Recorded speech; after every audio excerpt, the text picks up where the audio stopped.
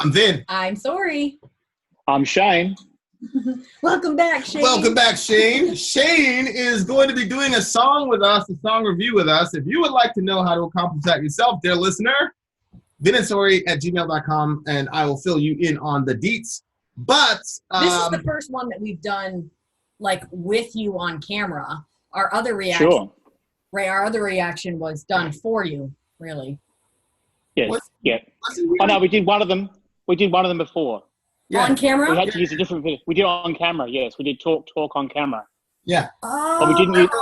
And we were trying. We didn't use this camera. We had that 2 hours of trying to work out why wasn't working. Yeah, literally took it. Who we had to bring? Who was it? MDef fan. We had to bring. You brought Dan in. Yeah, Dan in. Oh, that's right. Pogmore, right? Because we had the Australian connection. It was almost 2 hours of trying to work out what was going on. Nothing was working. We had to go through what was it? Skype. Yeah. Eventually had to go through Skype to find a place to do it. So. Yeah, but we're here now, ladies and gentlemen. We stayed with brother for 2 hours. Or rather, he stayed with us. Correct. Oh, because I'd be like, okay, I think we got it, bro. I think we got it. He's like, sure, mate, whatever, mate.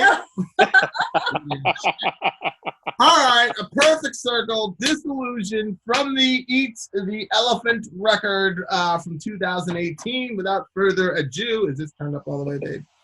Without further ado, let's go.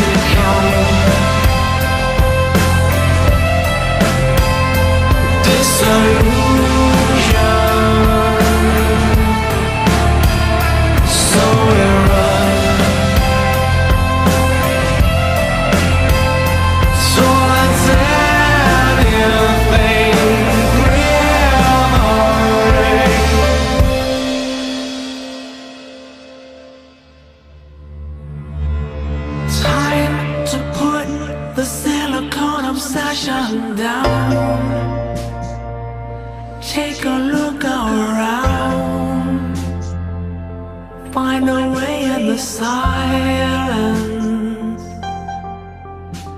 Lies to hide away with your back to the ground. This and reconnect to the resonance now. You were never an island. You need voice among the many in this choir.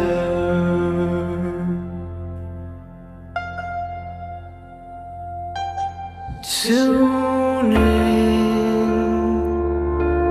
into each other, lift all higher.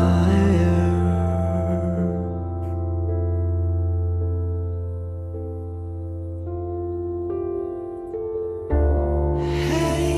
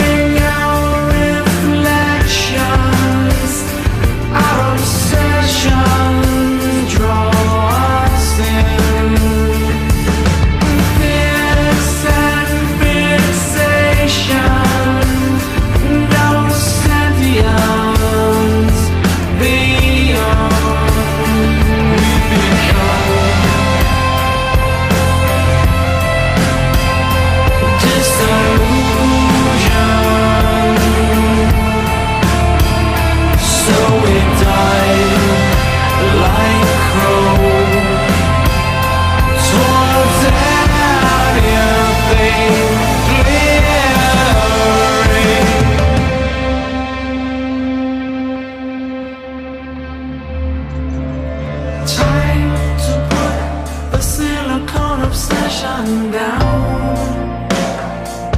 Take a look around. Find a way in the silence. Lies to hide away with your back to the ground. This and reconnect to the resonance now. You were never an island. You need voice among the many in this choir.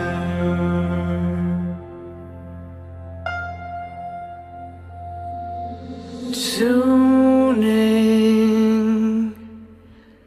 into each other, lift all higher. What did you think? Good. Yeah, that's really good. Jeez, bro. I just wanted to be laying in the grass listening to Yeah. it. It was very. Actually, go for it. Oh, I what'd was you going to say? say, in the film clip, they actually are laying in the grass. They actually escape, and so it's to get back to nature. Yeah. Yeah. They need a Yeah. music video for this? They have, yeah. Ah, I wish I would Yeah, I have. should have showed. I wanted to show you the lyrics first, but I should have showed you the actual. Well, I'm gonna get the video up. Yeah, and he can play it yeah. silently in the background here. Yeah. Oh, sure, yeah, absolutely. And then that'll help. Good Lord, man. That's a really, I can't believe more people, especially the Tool folks, weren't asking for this. Oh no. I bet you anything we're going to get a bunch of comments in the comment section. Oh, we we did did ask telling you, you. idiots! Holy crap. Wow. You know what I really, so the pre-course was amazing. You know, like the We've Become Disillusioned, We Drive Like Pros. I'm like, man, when that, I knew it. They're like looking at their phones, some of them, and stuff like that. yeah. Yeah, I knew it. Yeah. Like, put that stuff away and just Sure. This guy's walking with the virtual reality thing. Yeah. I mean, technology is good, but I think, like I said, if it's overdone, if we become too addicted to it, then it becomes a problem. So I guess it's the message. Some people are saying he's being too critical of technology when we're using it right now to talk to each other. Right. But right. I guess it can. But if we use it in moderation, if we use it, you know, not just for becoming addicted to our phones, or it should be fine. You know, it's Well, here's the thing. Like, I think it depends on your motive, right? So, like, our motive, Sure. we got a friend, we're going to talk about it. Yeah. You know that this is going to generate conversation.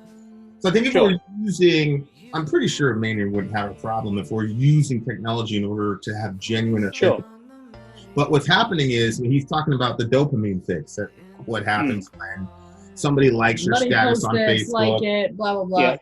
and then when somebody recycles your, shares your thing, that's like sure. Yeah. validation, and it's that, and it really is a dopamine. I mean, that's hit. That's not a. It's a reward. It's a reward for you. Like, you're getting rewarded every time you get a like. You're getting socially rewarded. Correct. For your comments. Yeah. And that is a drug. You know what I mean? Like the chemical reaction that happens in your brain to that stuff. Yeah. It is a drug, and there is a sense in which that's one of the reasons why social media is so addicting, I think. Sure. And it is designed that way too. They do admit that it is designed. Obviously, it's a marketing tool, and it's designed for us to keep engaging with it. 100%. Keep putting up. Yeah. Which it's very ironic for me, for us in particular, to criticize social media, because we are social media. Yeah. Right. Sure. And I think, like, if you're an honest reviewer, like, you kind of have to, like, we're building our website, and one of the things I'm thinking about is, how do I keep people on there? How do I bring people there? And how do I keep people there for long, extended periods of time? Because that's the best thing. But then it's like, whoa, and I don't have a guilt complex about it, but it is a challenging. This song is challenging about, like, how do you balance out Well, I think the privilege of technology versus. Yeah, I hear what you're saying, but the goal of keeping people on the website longer the ways that we're doing it isn't about giving somebody a dopamine shot. It's how can we bring people there and help them to make connections.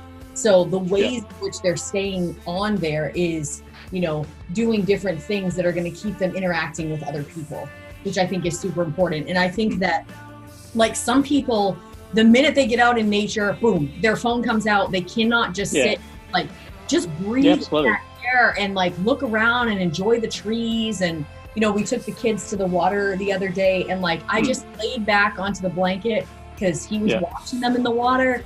And I just, like, laid back, and I was like, oh, I just love the canopy of leaves and just, like, taking that in, you know. And, like, even where we were wasn't that great of an area. Like, there are much areas and whatever, but it was like, I just love that feeling of, like, just, there's something so, like, soul cleansing about just taking in that surrounding. And that's why I was like, man, some cut grass and like cut grass and smell of grass.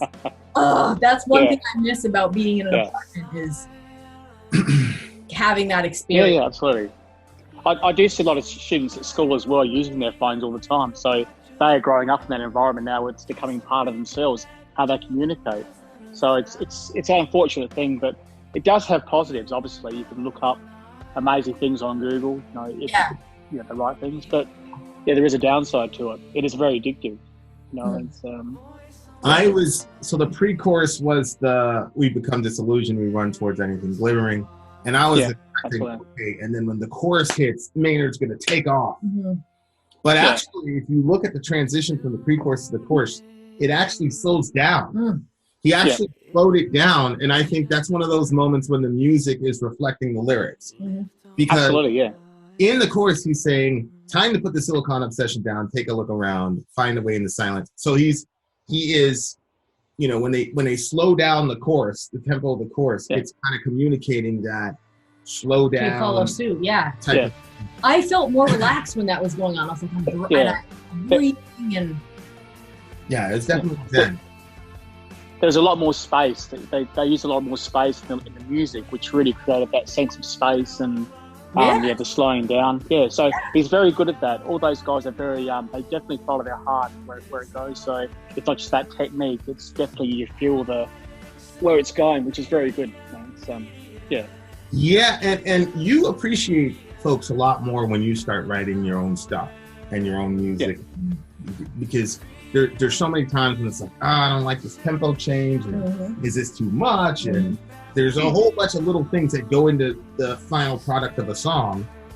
So I just really, really respected the fact that they said, we're going to slow down the chorus to reflect the entire kind of feeling of it, which I thought was pretty crazy. He said something that was like mind-boggling to me. He said, feeding this mutation, this Pavlovian despair. So you know the whole Pavlov's dog thing where no, what's that? That basically, and you know this, Shane, right? Like they would ring a bell and then they would give the dog something water. So the dog began to associate the bell with the water, and so he started social conditioning. Social conditioning. And what's interesting is he talks about despair. So like in the pre-verse, he's talking about dopamine, which is like a happy drug type of feeling. And then he talks about we're feeding on Pavlovian despair, which I think is talking specifically about. So the dopamine hit is the Facebook thing, the YouTube thing, people comment, people like your thing. But the Pavlovian despair is whether you're on the right wing or the left wing, these people present to us, especially in America, I don't know about you guys, but they present a country in shambles.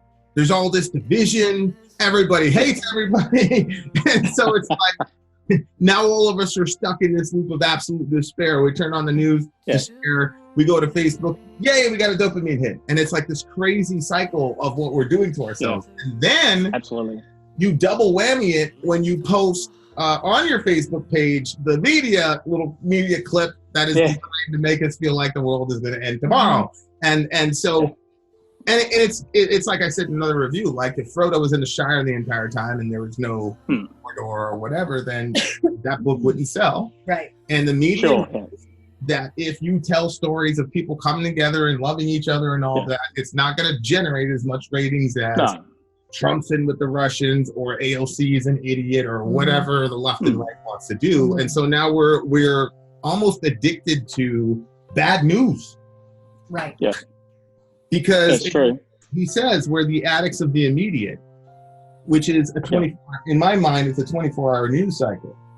You know, Sure. and it's like we have to have it now. We have to know it now, and and then that's never happened before, because now we actually can get things immediately. If we want to know something, we can just look it up, and that's never happened. Like you can buy something on Amazon online, just with a click, and you can get delivered to your door. So it's amazing, isn't it? Like yeah. So I don't know how. It's amazing, isn't it? We used to live before without having that. Well, you know, one of the things that's really freaking me out is this whole pandemic situation has forced people to stay home. And I've always said, well, it didn't really change my lifestyle much because I work from home, we homeschool them, you know. And then I thought to myself, that's not necessarily good news because we're basically living 24/7 for the last 2.5 years as if there was a pandemic out there. Now, we suffered, we went out and things like that, but I was just like, yo, this is crazy. Yeah. And the nature of the work that we do is internet-based and online digital community-based. And so it's just this weird thing where as I'm listening to this song, I'm like, I don't know, this to me is not even a criticism of this. Sure. It's more of a axiomatic, like we all assume this, I think Maynard is saying. Yeah, sure. And then I've never heard anybody say that there isn't a downside to social media or the 24-hour news or what you said. But he is offering a solution in the course. And, you know, he's saying, hey, sit down, relax. Yeah. Find a way. Meditation. Yeah. But it will be uncomfortable at first as well. You have to get over that your body will be going, I need to look at my phone quickly. So you just have to sit with that for a while until it passes. It's going to be hard for some people because if you're just doing it every 5 seconds, which I've done before, like for no reason, I just look at my phone. Yeah. Because you're so used to going, is there a message yet? Is there a message? You're waiting for that ding. So you actually are being Pavlovian, you know, asked to quick, there's a message, a reward for you if there's someone talking to you. So it's hard, man. What's crazy is when I talk to other creators, they talk about that pressure, looking at your numbers, looking at your stuff, looking at your average, you know, hours or whatever. Like, there's just so many things where if you're in this industry and doing what we're doing, there is an extra sort of monetary element, incentive, you know, and it's like, and now and I think like for us, you know, I always say like we have a very convenient template in Christianity because of what we believe about ourselves and things of that nature. But even with that, that's the first thing I check every morning. First thing I do when I wake up, man, like that's, you know, how do we do? Well, it is your business, Vin, so you have to, I guess you have to do it. 100%. So you actually have a tell, so there is a reason why you have to do it. So the same as Maynard, he's put that video on the net. So he's still using social media. So it's all about balance. It's not saying it's completely bad, but maybe not do it to excess. It's like instinctive, too much overstimulation. It numbs me. So let's pull back a little bit, and so we can think. You know, I think it's a very. Some people see it as like him criticizing social media, but I think it's maybe just stepping back a bit because he uses social media sometimes. So and I just don't view Maynard as that simplistic of a thinker. No, I don't think. You know what I mean? Like, you know, if you saw the interview with him and Rogan, like he's an extremely nuanced guy, and so it's like obviously that he's not condemning all of it. He's not even saying that Facebook or CNN. And Vin didn't he actually use the phone on Rogan? He went onto his phone, didn't he? He tweeted something. 100%. The new tool album. So it was aware. He winked at the camera, so he knew. That it was, because it was a joke. Like they were going to go. The new tool album's coming, and he tweeted it. So and all the people go. He's a funny guy. He is a funny guy. You're using a phone right now. Man, it's a really crazy world we're in, and you know, obviously the older you get, the more you realize that all of life is about balance. It's about that meaning. It's about, and I really like, he's talking about meditation. And that's one of the things I think about Sam Harris. Sam Harris is an atheist, I think. Don't really know where Maynard is, but Harris does talk about the value of meditation. And certainly the discipline of meditation did not in any way, shape, or form originate with Christianity. But I just think that now more than ever, it is important to have times of reflection and meditation. Yeah, absolutely. Or even just daydreaming, just sitting there not thinking about other things, which we used to do before, but now it's a lot harder now because, as you said, we've got social media, we've got other people around us. We're just always thinking about what the next thing's going to be, rather than just sitting down there and having time in the day where you think, just going to sit there and relax and not think of anything. Yeah. I used to, when I was in New York, there's this station called K-Rock. And I would listen to K-Rock for an hour and a half just to find the Korn song or just to find Metallica song. So there's no YouTube where now you can just go, whoop, and there, you almost kind of lose the appreciation for hearing your band on the radio. Because when that first live came on, I was like, yes, they're playing it, excellent. And now, and it made you enjoy it more because of the scarcity, and you appreciated it more. But now it's like, new Korn song, all right. And it's losing the flavor of a lot of things due to the fact that everything is kind of at our fingertips. We said that before when we went to, there was one particular show that we went to, and I remember everybody was on their phones. Was it Behemoth? I was pretty sure it was. Yeah. Everybody was on their phones in between. So when they change sets and the main stage band. Yeah, the main stage is about to come out, and they've got a curtain up, and everybody's on their phones. So the anticipation wasn't growing. Yeah. So when they dropped that curtain, people were like, it wasn't like Slipknot show. Everybody wasn't on their phones. I'm not sure what was the difference, but there were people on their phones, but it wasn't the majority of the crowd. And so the anticipation was growing, and when it looked like the thing was going to drop, you could just feel the intensity of the crowd. But it's not. I just miss that. Going to shows. I don't think I personally have an obsession with social media because I really don't want it. I don't want the likes. There are some things that I'll get the dopamine thing if I post something that is believe it or not, something that's socially important and there are likes on it, I like that. And if there are dislikes, I'm very angry. I know that you can't dislike it, but you can comment negatively about it. That annoys me.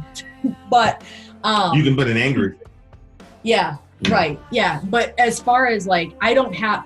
For me, it's the opposite. For me, I'm I got to get on social media. I got to get on, you know what I mean? I don't have a draw to it. I don't I like physical connections with people and being face to face with people and stuff like that. And I freaking love nature. I don't get enough nature in my life at this point. I think we're going to get a lot more nature, but like I said before, here we're in an apartment complex. So going out and laying in the grass. God knows. It's really hard. You could. You have to do it in a virtual reality somewhere. Not the same. I know. A few pixels, looking like a blue sky. No, that's the worst. I know, that'd be terrible. I know. I feel sorry for some people. So Shane, do you do this? Do you take time to meditate or? Actually, where I live, I've got a beautiful view. So I actually live near nature, so it's really nice. I'm very lucky. You are lucky. So absolutely. I can't. Just the luck of the draw. There is a lot of luck, involved in that. So, but I actually am lucky. I've got a very beautiful view here. So it's hard, guys. Yeah, that's one of her specifications. A room with a view. Oh, really? Yep. Oh, yeah. I want a lot of sunlight coming in. You'd like to see the view. I can see the light coming in on your face. I'm I'm jealous. Well, it's 12 noon where he is, right? Look at this bastard. Oh, your camera. Your camera just Oh, damn it. So even I can't even see your view? Oh, no. God, yeah. The gods are against me. No. All right. This way. Is that working? Oh man. Yeah, that's very dense. What is that? A porch area out there, and you guys have some plants? Porch area, yeah. Yeah, absolutely. Like that's his wife. Hello. So he's like, "What's that?" So we're very lucky. Yeah, we have lots of walk past that. We've got a pond down the road, so it's nice. You got a maid. Yeah, this line right here. You were never an island. Yep. Unique voice among many in this choir tuning into each other. Oh yeah, absolutely. Yeah. Like wow. Yeah, because it doesn't. He has a way with words, hasn't he? He has a way with words. It doesn't make everybody like just disappear into each other. It's that everybody like intersects with each other. Yeah. And voice among many in this choir tuning into each other. That was beautiful. I agree. This to me was the most. See, I like the fact that Maynard is willing to give us sort of soulish or spiritual advice, however you want to take it, mental health advice. I love that he is willing to do that without feeling the fear of people saying, that's preaching. Right. You know what I mean? Yeah, absolutely, yeah, absolutely. A person could say, he's being preachy, it happens a lot with Christian bands. They're like, like, it's just so obviously preachy. I'm like, but something about Maynard when he does, I think you always say that. Lateral is massively introspective, but also prescriptive album where it's like, it is, the grudge and all those things, like it's telling you not to hold a grudge, and then lateral, spiral out, keep going. Like he made some real progressions as a person through his music. You can tell, right? Like he grew. Yeah, he actually he has, hasn't he? Yeah. Yeah. A lot of bands apparently have been controlled by their, obviously, record companies, so they shouldn't grow up. They can't because they have to maintain this image. But he's just lucky that he's able to become, like he said, I want to be 27 again, being that angry. And I've grown up since then. I've got a vineyard now. I've got, social connection. I'm married. I've got kids. So he's actually allowed to keep growing as a human being, which is very lucky in his genre, in his as a rock star. Yeah, it's amazing. He's allowed to say what he wants, and he's accepted by it. So power to him, That's amazing. It's typical rock star bullshit that you always have to be tormented. And the people aren't absolutely, It must become boring. Honestly, the fans are like the worst because it's like absolutely, If he's producing, listeners are like a mature crowd. Well, they're an exception. That's what, he was saying that Maynard was allowed to grow by his group, but a lot of people. Like the minute the style changes, you're a sellout, you're terrible, blah, blah, blah. Go ahead, what were you saying? But I will say that new album has divided people because some people think it's a lot more mellow. Because it's more mellow, he's matured a bit. A lot of people don't like it as much. They say he's getting too... but to me, it's because he's not as angry anymore. He's actually progressed from whatever was causing that anger. He's reflected on it. He said, okay, what was causing that? And a consequence is you're not going to be screaming every 5 seconds because you don't feel that intense need to, scream it. When he's 27, he obviously did. He obviously was going, and it sounds good, but I can see where he is now. He goes, look, I'm in my 50s now. I'm not going to scream about something. He's realised. Oh, you, buddy! Yeah, it's right.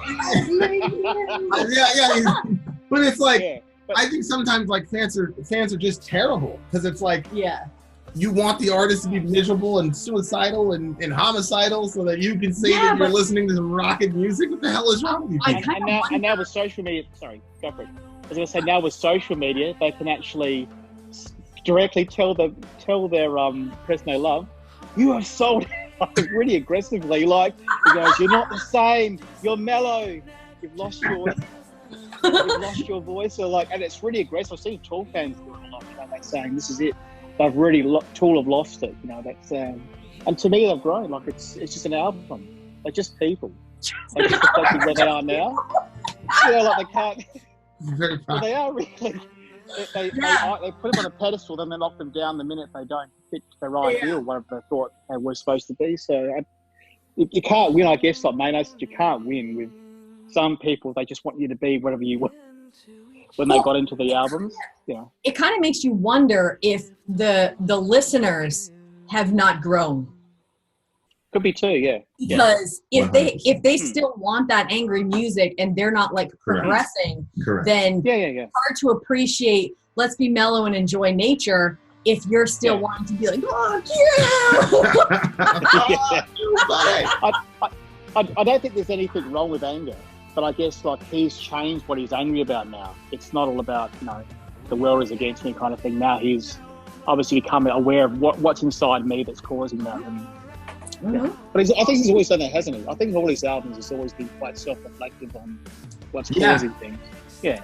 And I just, I use, to me, negative emotions, I've used this analogy a few times. Negative emotions are the gas gauge of the soul. Mm-hmm. So you're driving your car and you see that little thing, boop, you're out of gas, Vincent. Then what I need to do is turn into a gas station, fill up, and then keep going. Yeah. But if the gas gauge goes on and you go, okay, the gas gauge is on, and you keep driving and pass all the 7-Elevens or whatever, then your car's gonna stop, right? Like, so that's how I look at anger. Anger is important, like you said, Anger is important because it tells you that something is wrong. Mm-hmm. And injustice is being done to you or somebody else or the world or something. Like anger is good. But what it's supposed to make you do is get off the highway and because it's a gauging something and address the issue. Yeah. And get to and then get back in your car and keep going. So if you just stay in the anger and stay, absolutely, you're gonna run out of gas. Yeah. And I think that's a very here's the last thing I'll say about it was that, I kind of came up on corn. Yeah. And it was weird because my life and Head's life kind of mirrored each other in the sense of like, God consciousness and then putting things away and, quitting certain things and then coming to a state of maturity where it's like, well, I could be God conscious, in a bunch of different forms. You know what I mean? Sure. It goes back to corn. And like, I could tell that when I first fell in love with the band and, I could tell that he is not, and the rest of the band are not as miserable as they were when I first got to them. And it's a little different from us because we can have like a personal relationship to some degree with the people that like, are legendary to you and impacted your life. So it's a little bit easier for me to see him as a human being and just be happy that he's happy. Mm-hmm. You know what I mean? And I could not imagine like, because right before Head left Korn, I had seen him in the Pepsi Arena in, I want to say 2002. It was right before, it was like one of the last shows he did before he quit. And he was absolutely miserable. I situated myself on the stage to be exactly where he was. And he was absolutely miserable the entire show. And it was like, wow, like he's in trouble. He was in a lot of trouble. And like, so when he announced that he left and all that, I was like jumping for joy because I was like, he's not going to kill him. You know what I mean? Yeah. Like, I have grown as a person with this band that I've been listening to for X amount of years. Yeah. And I think if fans could see it that way, it's like, there's just sort of nostalgic. I remember when I heard the first, puppets, whatever. Sure. Yeah. And so they want to go back to that moment, but then their artist has kind of left them behind maturity wise. It's like, should grow along with them. And I just think probably have a better shot at that than anybody else in popular of Lateralis. I just think Lateralis is like the fulcrum for, absolutely. The entire experience from the records before it and the records after it are Lateralis. So I just think it's like now it's a situation where I'm like, we need to grow with our roster. Yeah, absolutely. Yeah. And to your point, if you still want blah, blah, blah, blah, blah, I hate you, I hate everybody, fuck you, buddy, and you're still that level, then you have a problem. You need to get help. I mean, I think that once in a while those songs are great. Like, Hook with a Penis is fantastic. It is a good laugh, Hook with a Penis. Like, I think that's quite fun. So I still love that song, but I'm sure he just looks back and goes, I do open my mouth too many. I do open my mouth a bit too times before I think about it. It's the best diss of a fan, though, isn't it? Like, 1,000%. 1,000%. What do you get the song? Oh, it's a 10 for me. I loved it. What about you, Shane? Yeah, I love it, 10. Yeah, I love this song. This, aside from Judith, is my second favorite APC song of all time. I just thought that this was absolutely ridiculous. When we well move, done. you will find me laying in the grass. This is song. I recommend it, Sori. It's good. 100%. 100%. I'm gonna give it a 10 as well. This is gonna be my song when I'm planking. This is gonna be the song. What? 30 out of 30. I would never play this song. It is way too relaxing. I said the previous video was gonna be my song. This is gonna be my song because it's gonna make things a lot more difficult. Yeah. Because I'll be like, and then maybe be like, just calm down and lay on your back. I'm like, no, Maynard, I can't. I have to finish this count. Find a way in silence or suffer in silence. Just reconnect, man. Reconnect. Yep. Good song. Perfect circle. Shane, ladies and gentlemen. What more could you ask for? Vin out. Sori out. Vin and Sori. See you guys. Bye. Gone.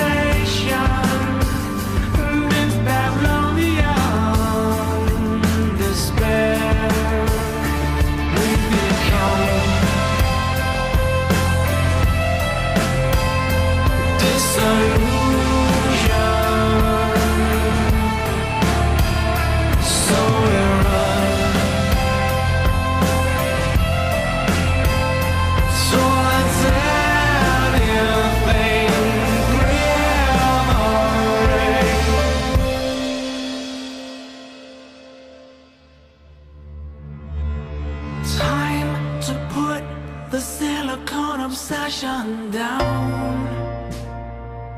Take a look around. Find a way in the silence. Lies to hide away with your back to the ground. Dis and reconnect to the resonance now. You were never an island. Unique voice among the many in this quiet.